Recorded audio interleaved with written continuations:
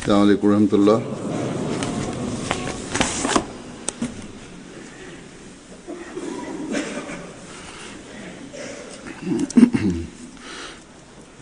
अशहदु अल्ला इलाहा इल्लल्लाह वहदहु ला शरीका लहु वअशहदु अन्ना मुहम्मदन अब्दुहु व रसूलुहु अम्मा बादु फ़अऊज़ु बिल्लाहि मिनश शैतानिर रजीम। बिस्मिल्लाहिर रहमानिर रहीम। अल्हम्दुलिल्लाहि रब्बिल आलमीन अर्रहमानिर रहीम मालिकि यौमिद्दीन इय्याका नअबुदु व इय्याका नस्तईन इहदिनस सिरातल मुस्तकीम सिरातल लज़ीना अनअमता अलैहिम गैरिल मग़्दूबि अलैहिम वलद्दाल्लीन।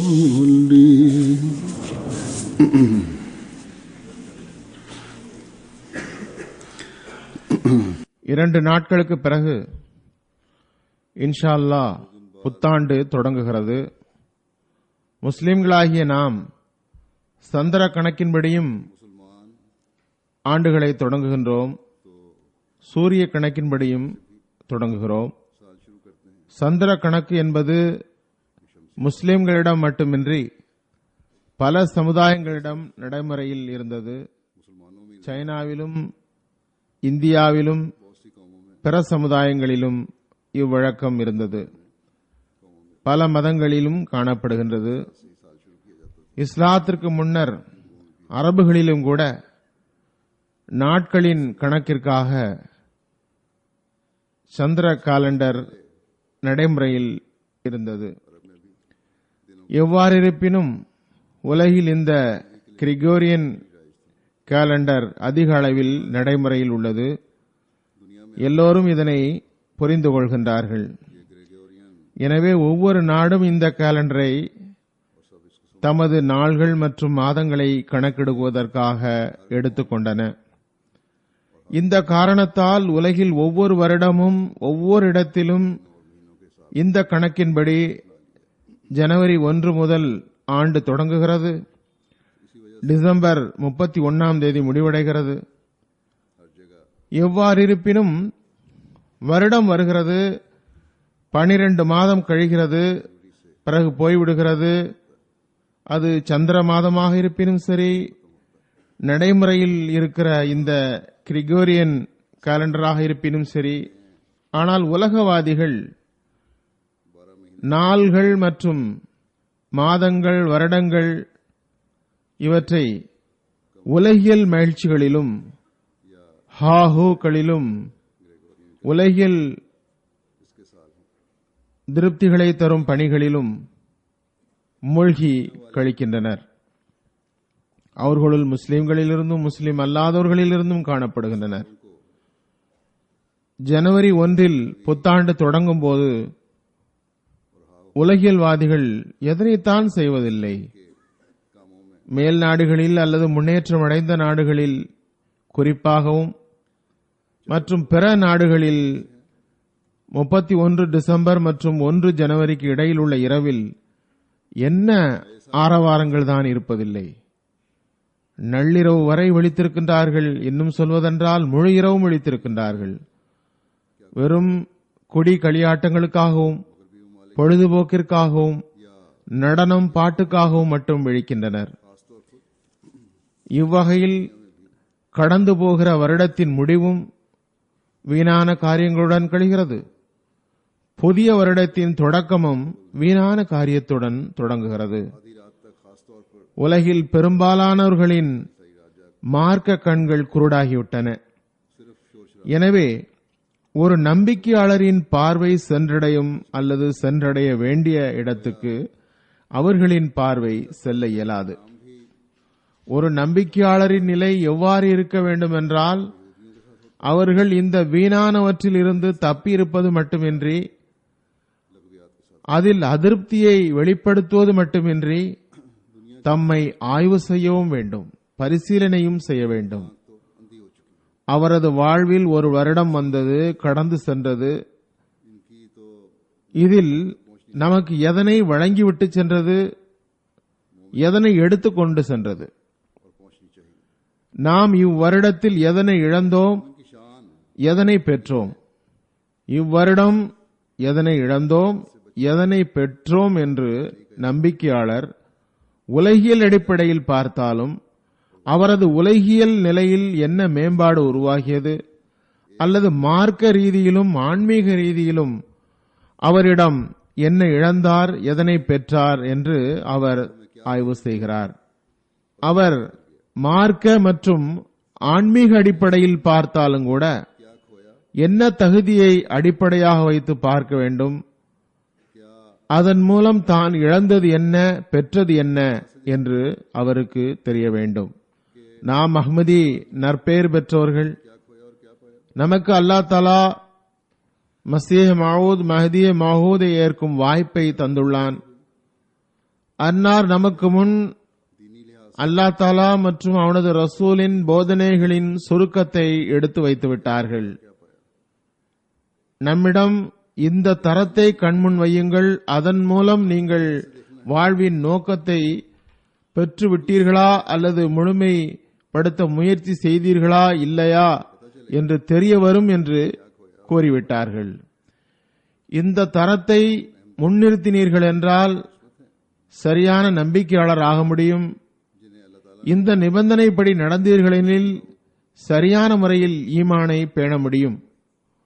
ஒவ்வொரு அஹ்மதியிடமும் அன்னார் பையத் உடன்படிக்கையை வாங்கியுள்ளார்கள்.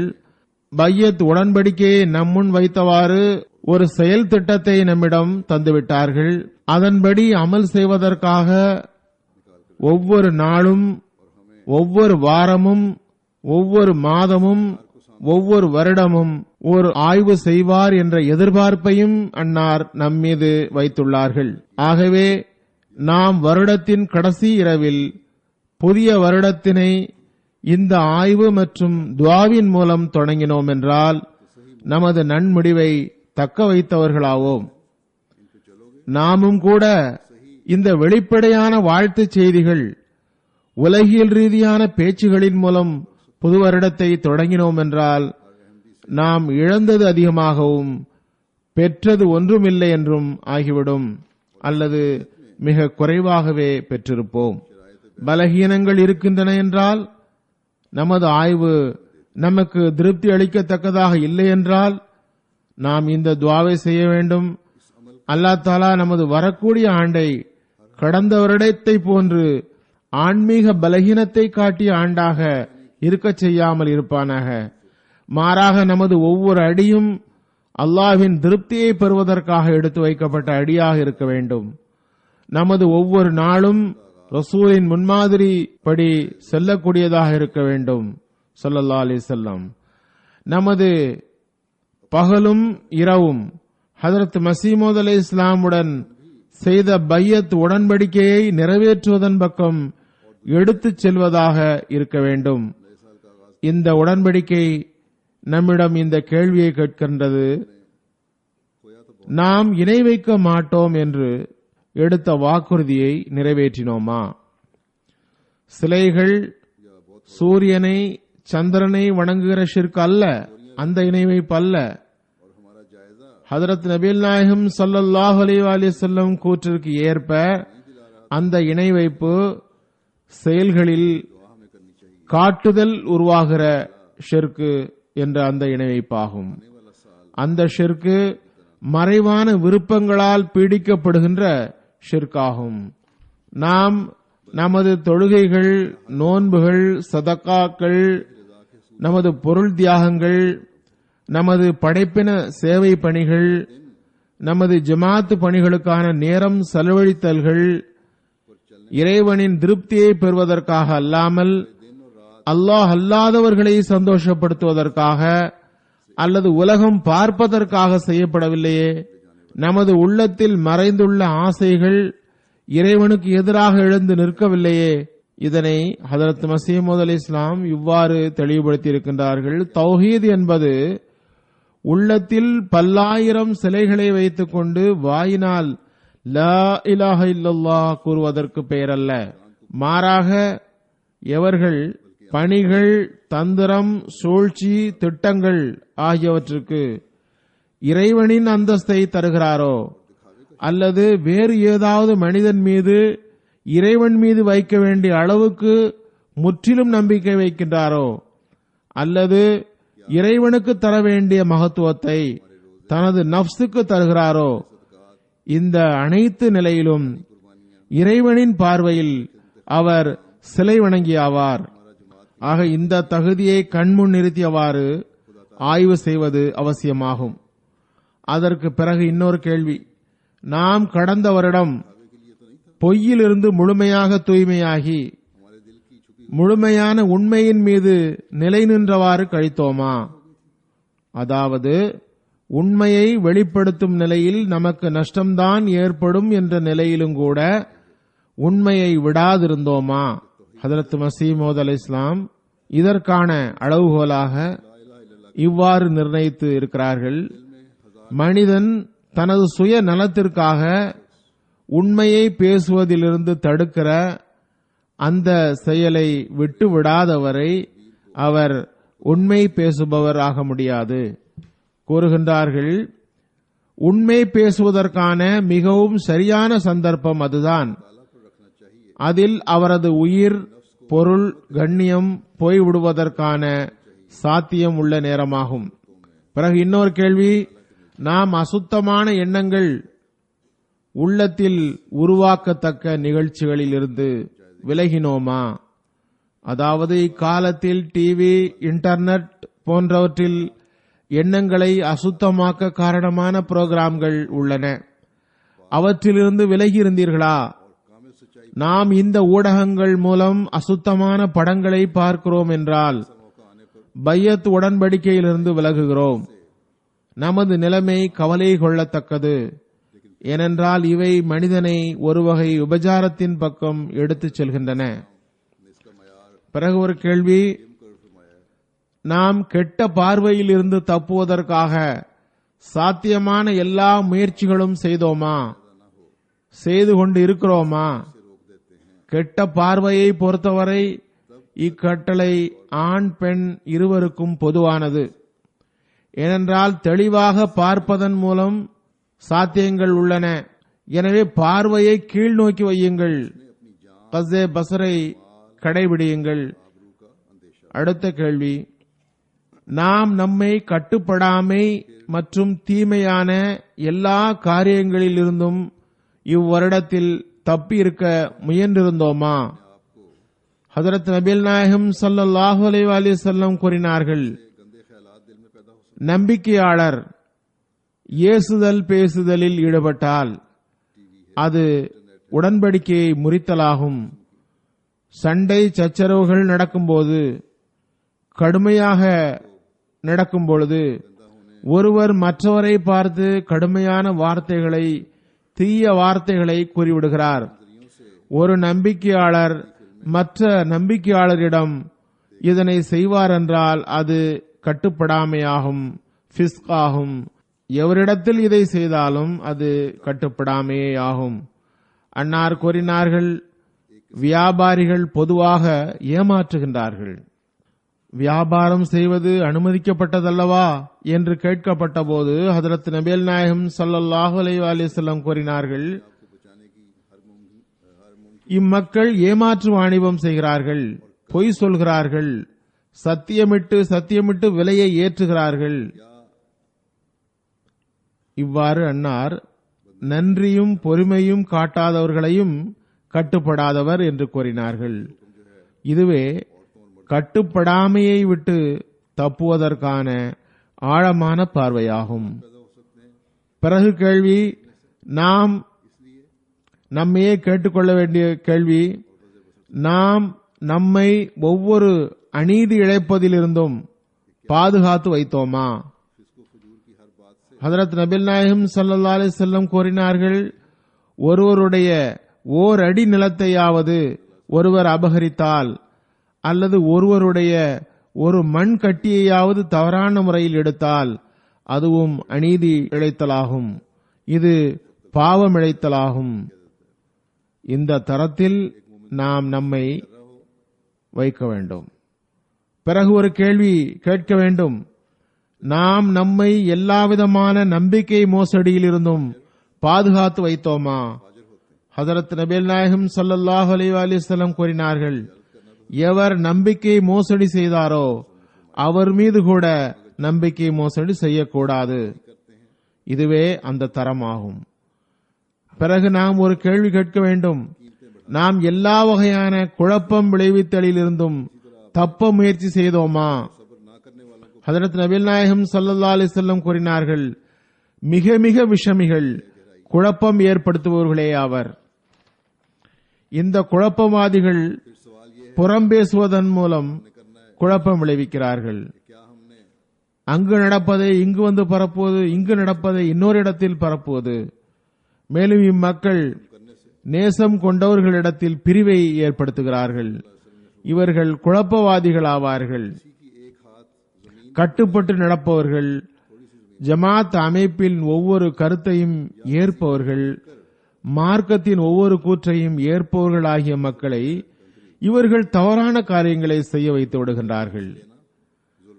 அவர்களை பாவம் செய்ய வைக்க முயற்சி செய்கின்றார்கள். குழப்பத்திலிருந்து தப்புவதற்கான அந்த தரம் இதுவே. பிறகு கேள்வி, எல்லா வகையான கிளர்ச்சிகரமான செயல்களில் இருந்தும் நாம் தப்பியிருந்தோமா? பிறகு கேள்வி, நாம் நமது மன எழுச்சிகளில் மிகைக்கப்பட்டு விடவில்லையே? இக்காலத்தில் எல்லா புறமும் வெட்கமின்மை பரவியுள்ளது. இந்த மன எழுச்சிகளில் இருந்து தப்புவதும் ஒரு ஜிஹாத் ஆகும்.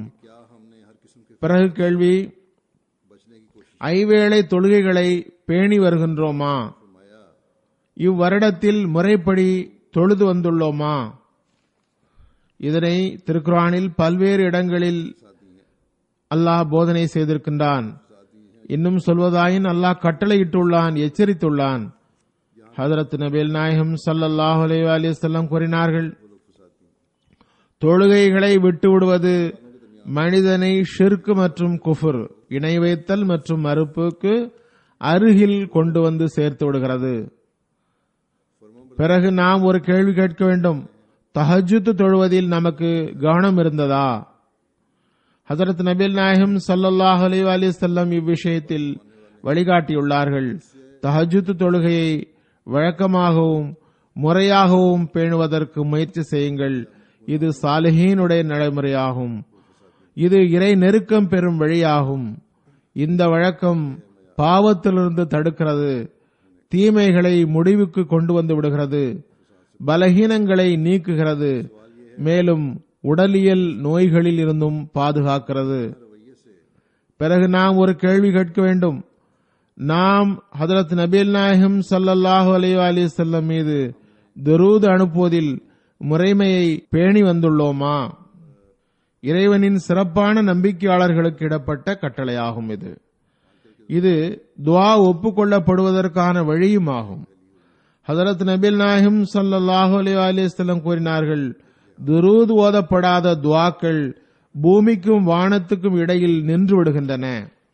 நீங்கள் துரூத் ஓதாமல் துஆ செய்தீர்கள் என்றால் உங்களிடமிருந்து எழுகிற துஆக்கள் வானம் வரை செல்வதில்லை. ஏனெனில் அல்லாஹ் கற்றுத்தந்த முறையில் அது செய்யப்படவில்லை. வானம் வரை கொண்டு செல்லும் வழியாவது அத்துடன் துரூதும் ஓதப்பட வேண்டும். பிறகு நாம் கேள்வி கேட்க வேண்டும், நாம் முறைப்படி இஸ்திக்ஃபார் செய்து வருகிறோமா? ஹஜரத் நபிகள் நாயகம் ஸல்லல்லாஹு அலைஹி வஸல்லம் கூறினார்கள், எவர் வழக்கமாக பாவ மன்னிப்பு தேடுவதில் நெருங்கி இருப்பாரோ அதாவது முறைப்படி பிழை பொறுக்குமாறு துஆ செய்வாரோ அவரை ஒவ்வொரு நெருக்கடிகளில் இருந்தும் வெளியேற்றுவதற்கு வழியை ஏற்படுத்தி தருவான். ஒவ்வொரு கஷ்டத்தில் இருந்தும் வசதியை ஏற்படுத்துவான். அவர் கற்பனை கூட செய்யாத வழியிலிருந்து அவருக்கு வாழ்வாதாரத்தை வழங்கி விடுகின்றான். பிறகு கேள்வி, அல்லாஹுக்கு ஹம்து செய்வதில், அல்லாஹுவை புகழ்வதில் நமக்கு கவனம் இருந்ததா? ஹதரத் நபிகள் நாயகம் ஸல்லல்லாஹு அலைஹி வஸல்லம் கூறினார்கள், அல்லாஹுக்கு ஹம்து செய்யாமல் ஆரம்பிக்கப்படுகின்ற, அல்லாஹுவை புகழாமல் ஆரம்பிக்கப்படுகின்ற பணி குறை உடையதாகிவிடுகிறது, வளமிழந்ததாகிவிடுகிறது, தாக்கமற்றதாகிவிடுகிறது. நாம் நம்மவர் மற்றவர் அனைவருக்கும் எந்த ஒரு கஷ்டமும் தருவதில் இருந்து விலகி இருந்தோமா?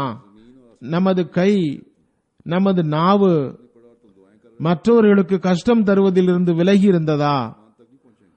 மற்றவர்கள் இழைக்கும் தவறுகளை பொறுத்து கொண்டு நாம் மன்னிப்பு மற்றும் கண்டும் காணாமையை பயன்படுத்தி வந்தோமா? எளிமை, பணிவு ஆகியவை நம்மை பிரித்து காட்டுபவையாக இருந்தனவா? மகிழ்ச்சி, துயரம், வசதி, வறுமை, எல்லா நிலையிலும் இறைவனுடன் விசுவாசமான தொடர்பு கொண்டிருந்தோமா? நம்மிடம் முறையீடு உருவாகவில்லையே. அல்லாஹ் தஆலா ஏன் எனது துஆவை ஒப்புக்கொள்ளவில்லை, நான் ஏன் இந்த கஷ்டத்தில் போடப்பட்டேன் என்று மனிதன் முறையிட்டால் அவன் நம்பிக்கையாளனாக இருக்க முடியாது. பிறகு இந்த கேள்வி, நாம் எல்லா வகையான சடங்குகள், மனதில் பட்ட காரியங்களை செய்வதிலிருந்தும் முழுமையாக விலகி இருக்க முயன்றிருந்தோமா? ஹஜ்ரத் நபிகள் நாயகம் ஸல்லல்லாஹு அலைஹி வஸல்லம் கூறினார்கள், சடங்குகள் மற்றும் பிதாத்துகள் வழிகேட்டின் பக்கம் எடுத்துச் செல்கின்றன, அதிலிருந்து விலகுங்கள். பிறகு கேள்வியாவது, திருக்குர்ஆன் மற்றும் நபிகள் நாயகம் ஸல்லல்லாஹு அலைஹி வஸல்லமுடைய கட்டளைகளை மற்றும் வழிகாட்டல்களை முழுமையான முறையில் கடைபிடிக்க முயற்சி செய்து வந்தோமா? பிறகு கேள்வி, தற்பெருமையை முற்றிலுமாக விட்டோமா? அதனை விடுவதற்கு முயற்சி செய்தோமா? ஷிர்கிற்கு பிறகு மிக பெரும் துன்பம் இந்த கர்வமும் ஆணவமும் ஆகும். ஹஜரத் நபிகள் நாயகம் ஸல்லல்லாஹு அலைஹி வஸல்லம் கூறினார்கள், ஆணவக்காரர் சொர்க்கத்தில் நுழைய மாட்டார். ஆணவம் என்பது மனிதன் உண்மையை மறுப்பதும், மக்களை இழிவாக கருதுவதும், அவர்களை இழிவான கண்கொண்டு பார்ப்பதும், அவர்களிடம் தவறாக நடப்பதுமாகும். பிறகு கேள்வியாவது, நாம் நன்னடத்தையில் உயர்ந்த தகுதியை எட்ட முயன்றோமா? நாம் சகிப்புத்தன்மை மற்றும் எளிமையை மேற்கொள்ள முயன்றோமா? எளியவர்களின் ஸ்தானம் ஹஜரத் நபிகள் நாயகம் ஸல்லல்லாஹு அலைஹி வஸல்லம் அவர்களுடைய பார்வையில் எத்தகையது? ஹஜரத் நபிகள் நாயகம் ஸல்லல்லாஹு அலைஹி வஸல்லம் துஆ செய்தார்கள், அல்லாஹ்வே, என்னை ஏழையாக இருக்கும் நிலையில் உயிருடன் வை, ஏழையாக இருக்கும் நிலையில் மரணத்தை கொடு, என்னை ஏழைகளின் கூட்டத்திலிருந்தே எழுப்புவாயாக. பிறகு ஒரு கேள்வி, ஒவ்வொரு நாளும் நமக்குள் மார்க்கத்தில் வளர்ச்சி பெறவும் அதன் கண்ணியத்தையும் மகத்துவத்தையும் நிலைநாட்டுபவராகவும் நம்மை ஆக்குகிறதா? மார்க்கத்திற்கு உலகை விட முக்கியத்துவம் தரும் வாக்குறுதியை நாம் நிறைய முறை மொழிகின்றோம், அது வெறும் வாய் வார்த்தையாக இருக்கவில்லையே. பிறகு ஒரு கேள்வி, இஸ்லாத்தின் மீது உள்ள நேசத்தில் நாம் முன்னேற முயன்றுள்ளோமா? நமது பொருளை விட அதற்கு மேன்மை தந்தோமா? நமது கண்ணியத்தை விட அதற்கு மேன்மை தந்தோமா? நமது பிள்ளைகளை விட அதனை அதிகம் நேசத்திற்குரியதாக கருதினோமா? ஹஜரத் நபிகள் நாயகம் ஸல்லல்லாஹு அலைஹி வஸல்லம் கூறினார்கள், இறைவன் என்னிடம் இஸ்லாத்தை வழங்கி அனுப்பினான். இஸ்லாம் என்பது நம்மை உடல் ரீதியாகவும் முழுமையாகவும் எல்லா நிலையிலும் அல்லாஹ்விடம் ஒப்படைப்பதாகும். பொய் தெய்வங்களை விட்டு விலகி தொழுகையை நிலைநாட்டுங்கள், ஜகாத்து கொடுங்கள், இதுவே இஸ்லாம் ஆகும். பிறகு கேள்வி: நாம் படைப்பினங்களின் மீது அன்பு செலுத்துவதில் முன்னேறுவதற்கு முயற்சி செய்பவர்களாக இருந்தோமா? பிறகு கேள்வி: நமது எல்லா தகுதிகளையும் பயன்படுத்தி இறை படைப்பினங்களுக்கு பயன் தர முயன்றோமா? ஹதரத் நபிகள் நாயகம் ஸல்லல்லாஹு அலைஹி வஸல்லம் கூறினார்கள், எல்லா படைப்பினங்களும் இறைவனது குடும்பமாகும். ஆகவே அல்லாஹ்வுக்கு தனது படைப்பினங்களுள் அம்மனிதரே மிகவும் விருப்பமானவர். அவர் அவனது குடும்பத்துடன் நல்ல முறையில் நடந்து கொள்கின்றார். அவர்களின் தேவைகளை கருத்தில் கொள்கிறார். பிறகு ஒரு கேள்வி: நீங்கள் இவ்வாறு துஆ செய்து கொண்டு இருக்கின்றீர்களா? உங்கள் பிள்ளைகளிடத்தும் துஆ செய்ய போதனை செய்து வந்தீர்களா? ஹதரத் மசீமோத் அலைஹிஸ்ஸலாமுக்கு கீழ்ப்படிவதின் தரம் நம்மிடம் எப்போதும் நிலை பெற்றிருக்க வேண்டும். அதுவும் உயர்தரத்துடன் கட்டுப்பட்டு நடப்போம் என்று அதற்காக நீங்கள் துஆ செய்து கொண்டும் பிள்ளைகளுக்கு போதனை செய்து கொண்டும் இருந்தோமா? பிறகு அதில் முன்னேறவும் செய்ய வேண்டும். பிறகு இன்னொரு கேள்வி: ஹதரத் மசீமோத் அலைஹிஸ்ஸலாமுடன் நாம் செய்த சகோதரத்துவ தொடர்பு, பிற உலகியல் தொடர்புகள் எல்லாம் அதற்கு முன் ஒன்றுமற்றதாகிவிடும் அளவுக்கும் சாதாரணமாகிவிடும் அளவுக்கும் இருந்ததா? பிறகு கேள்வி: அஹ்மதியா ஹிலாஃபத்துடன் பற்று விசுவாசத்துடன் நிலை நிற்பதற்காக வருடம் முழுவதும் துஆ செய்து வந்தோமா? குழந்தைகளுக்கு ஹிலாஃபத்துடன் தொடர்பில் இருக்கவும் விசுவாசத்துடன் அத்தொடர்பை வைத்திருக்குமாறும் கவனமூட்டி வந்தோமா? அதற்காக துஆ செய்து வந்தோமா? அவர்களிடம் அதில் கவனம் உருவாகியதா? பிறகு கேள்வி: காலத்தின் ஹலீஃபா மற்றும் ஜமாத்திற்காக முறைப்படி துஆ செய்து வந்தீர்களா? இதில் பெரும்பாலான கேள்விகளுக்கு நேர்மறை பதிலுடன் இவ்வருடம் கழிந்திருக்கும் என்றால், சிறிது பலகீனம் இருந்தாலும் நாம் நிறைய பெற்றுள்ளோம். இவற்றுள் நிறைய கேள்விகளுக்கான பதில் எதிர்மறையாக இருக்கும் என்றால் நமது நிலைமை கவலை கொள்ளத்தக்கதாகும். நமது நிலைமைகளை ஆய்வு செய்ய வேண்டும். அந்த இழப்பை சரி செய்வதற்கான வழி அல்லது நிவர்த்தி என்னவென்றால், இந்த வருடத்தின் இந்த கடைசி இரவில் துஆ செய்யுங்கள், உறுதியான எண்ணம் கொள்ளுங்கள், ஓர் உறுதி எடுங்கள். குறிப்பாக புது வருடத்தில் தொடக்கத்தில் இந்த துஆவை செய்யுங்கள். அல்லாஹ் தஆலா நமது கடந்த கால பலகீனங்களையும் குறைகளையும் மன்னிப்பானாக. புதிய வருடத்தில் அதிகமதிகம் பெறுவதற்கு வாய்ப்பளிப்பானாக. நாம் இழப்பவர்களாக இருக்கக்கூடாது. நாம் அல்லாஹ்வின் திருப்தியை பெறுவதற்காக எல்லாவற்றையும் தியாகம் செய்ய தயாராக இருக்கின்ற நம்பிக்கையாளர்களில் சேருவோமாக. ஹதரத் மசீமோத் அலைஹிஸ்ஸலாமுடைய மேற்கோளை எடுத்து வைக்கின்றேன். அதில் அன்னார் தமது ஜமாத்திற்கு போதனை வழங்கியுள்ளார்கள். அதனை ஒரு பிரசுரத்தின் வடிவில் வெளியிட்டார்கள். அன்னார் கூறுகின்றார்கள், இவ்வருடத்தில் வருகை தந்துள்ள எனது ஜமாத்தினர் அனைவரும் அல்லது தத்தமது இடங்களில் வசிப்பவர்களும் இந்த போதனையை கவனத்துடன் கேளுங்கள். எனது இயக்கத்தில் நுழைந்து என்னுடன் இணைந்திருக்க விரும்பி தொடர்பு வைத்திருப்பவர்களின் நோக்கமாவது நன்னடத்தை, நற்செயல், தக்வா இவற்றின் உயர் தரத்தை எய்துவதாகும். எந்த குழப்பம் அல்லது விஷமமும் துர்நடத்தையும் அவரது அருகில் கூட வரக்கூடாது. அவர் ஐவேளை தொழுகையை பேணுபவராக இருக்க வேண்டும். அவர் பொய் சொல்லக்கூடாது. எவருக்கும் நாவால் தொல்லை தரக்கூடாது. எவ்வகை தீய செயலுக்கும் முற்படக்கூடாது. எந்த விஷமமும் அநீதியும் குழப்பம் விளைவித்தலும் உள்ளத்தில் எண்ணவும் கூட கூடாது. சுருக்கமாக, எல்லா வகையான பாவங்கள், குற்றங்கள் செயலிலோ பேச்சிலோ கூடாது. எல்லா வகையான மன எழுச்சிகளில் இருந்தும் விலகியிருங்கள். எல்லா வகையான பாவத்திலிருந்தும் உங்களை பாதுகாத்து வையுங்கள்.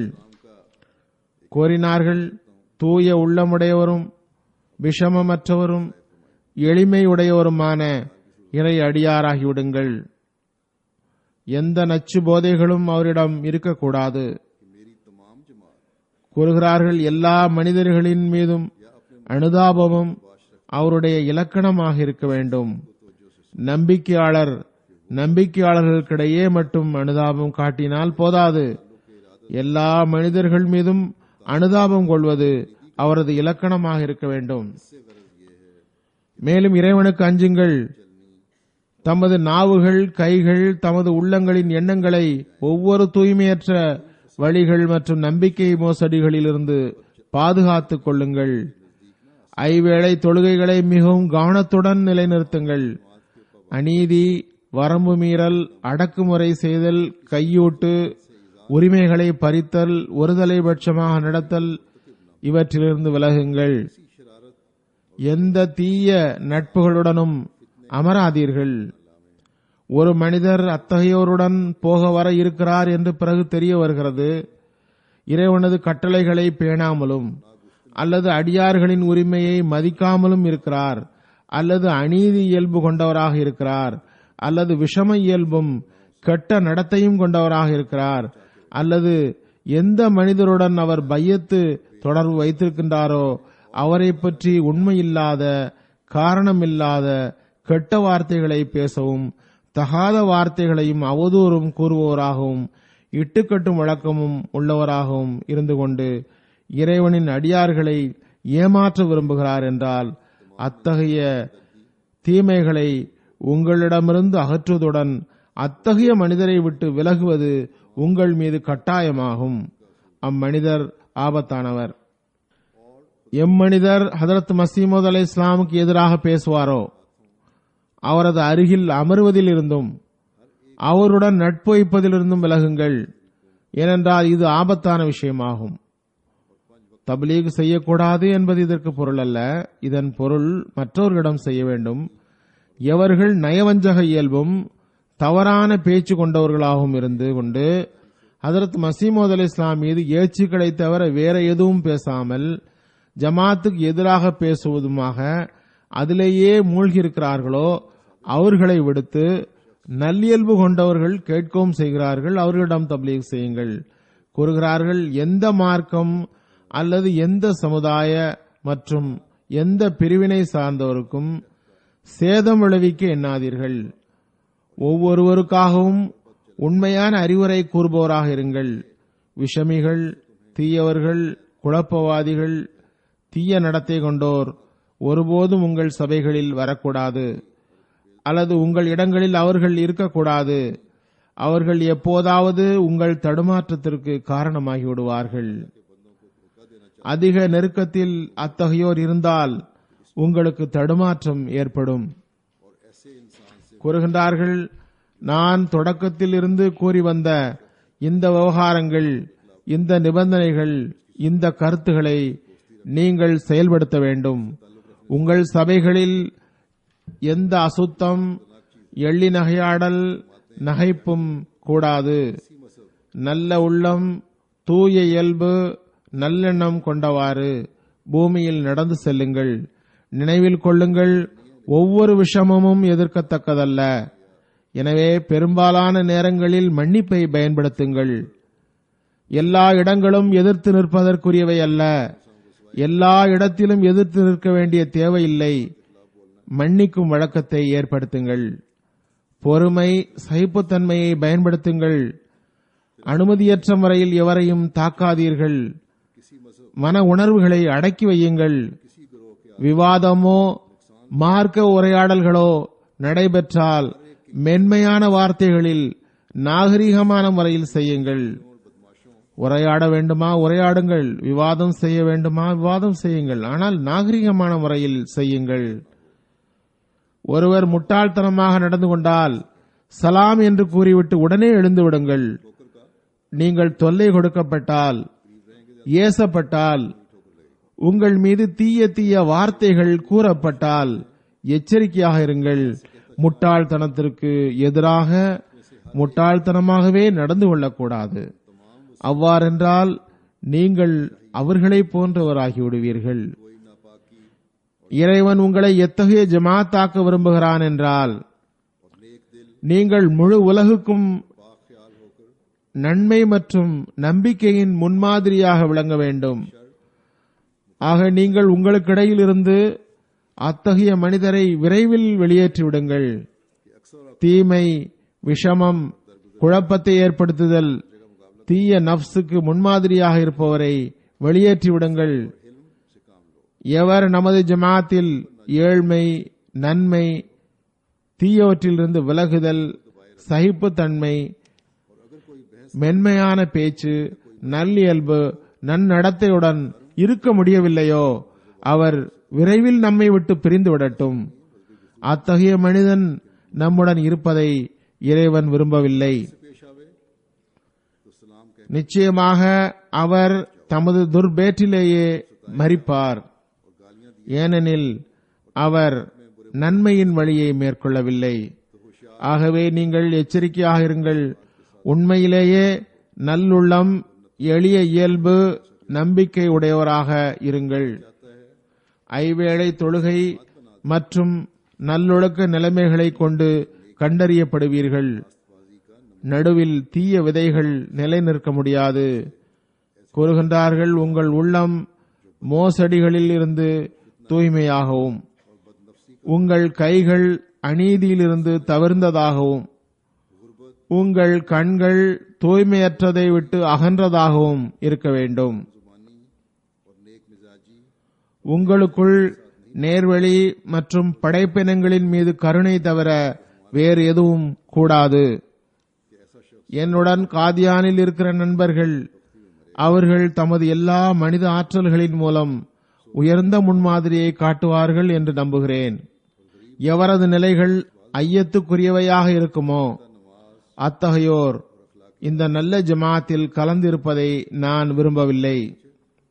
அல்லது எவரது நடத்தைகளில் ஏதாவது ஒன்று ஆட்சேபனை செய்யத்தக்கதாக இருக்குமோ, எத்தகையவர் அதிக கோபமுடையவராக இருப்பாரோ அல்லது வேறு ஏதாவது ஒரு வகை தூய்மையின்மை காணப்படுகிறதோ அவர் இந்த நல்ல ஜமாத்தில் இருப்பதை நான் விரும்பவில்லை.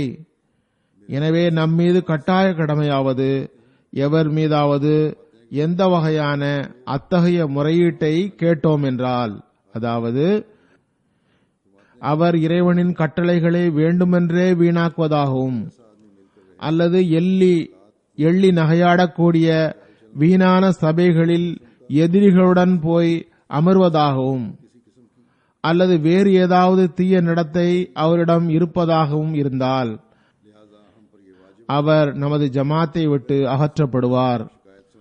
பிறகு கூறுகின்றார்கள், அசல் விஷயமாவது ஒரு வயல் மிகவும் உழைப்புடன் ஆயத்தம் செய்யப்படுகிறது, வளர்க்கப்படுகிறது. அத்துடன் சில பயனற்ற களைகளும் வளர்கின்றன. அவையோ வெட்டி எரிப்பதற்கு தகுதியானவை. அதுபோன்றே இயற்கை சட்டம் செயல்பட்டு வருகிறது. இதுபோன்றே நமது ஜமாத்தும் இவ்விஷயத்தில் விதிவிலக்கல்ல. எவர் உண்மையான முறையில் நமது ஜமாத்தில் இணைந்துள்ளார்களோ அத்தகையோர் இயல்பிலேயே தீமையை வெறுப்பவர்களாகவும் நன்மையை நேசிப்பவராகவும் இறைவன் ஆக்கி வைத்துள்ளான். அவர்கள் தமது வாழ்வின் மிகச் சிறந்த முன்மாதிரியை இம்மக்களுக்காக வெளிப்படுத்துவார்கள் என்று நான் நம்புகிறேன். ஹதரத் மஸீஹ் மவ்ஊத் அலைஹிஸ்ஸலாமுடைய இந்த போதனை மற்றும் மேற்கோள்களை முன்னிறுத்தியவாறு வாழ்வை கழிப்போமாக. நாம் செய்த பையத் உடன்படிக்கையை நிறைவேற்றுவோர்களாக இருப்போமாக.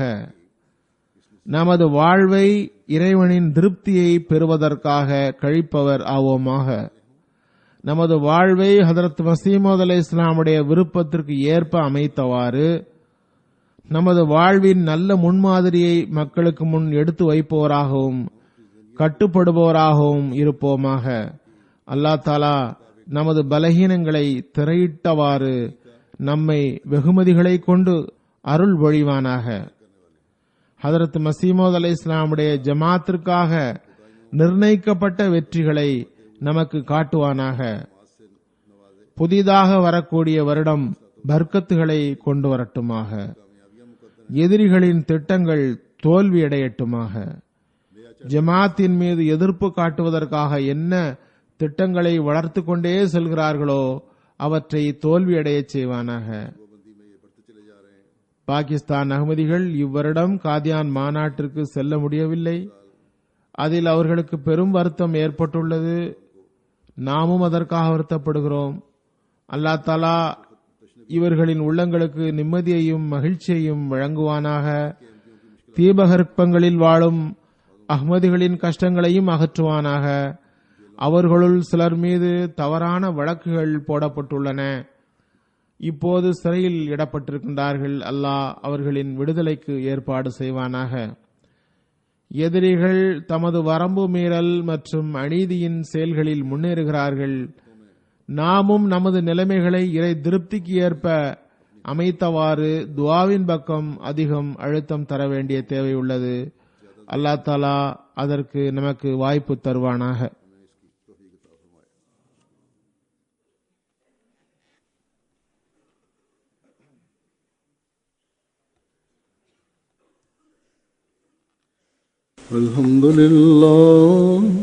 Alhamdulillah nahmaduhu wa nasta'inuhu wa nastaghfiruhu wa nu'minu bihi wa natawakkalu alayhi wa na'udzu billahi min shururi anfusina wa min sayyiati a'malina.